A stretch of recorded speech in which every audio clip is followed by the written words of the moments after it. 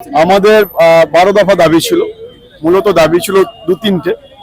প্রথমত আমরা দেখতে পাচ্ছি 2025-এ এই যে 16ই ডিসেম্বর খসড়া তালিকা প্রকাশ হয়েছে, তাহলে দু তিনটে জিনিস আমরা লক্ষ্য করেছি। বৈধ ভোটার অনেক নাম বাদ গেছে।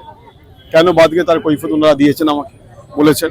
এবং দেখা গেছে একটা পরিবারের 6 জন সদস্য, 5 জনের ঠিক আছে, একজনের অ্যাড্রেস 0 করে দিয়েছে, মানে সে ফুটপাতে থাকে।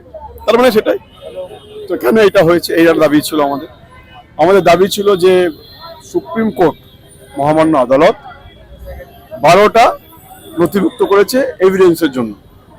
সেক্ষেত্রে আমরা দেখতে পেয়েছি 11টাকে ওরা মান্যতা দিয়েছে, যেটা মেনলি বলেছে আধার কার্ড, সেটাকে মান্যতা ওরা দিচ্ছে না।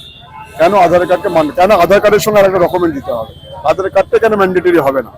যেটা উনি শুনেছেন, উনি বলে আমরা এক্ষুনি আপনার সমস্ত আমি মেল করে পাঠিয়ে দেবো এবং 15 দিনের মধ্যে আমাদের কোনো জানাবেন বলেছেন।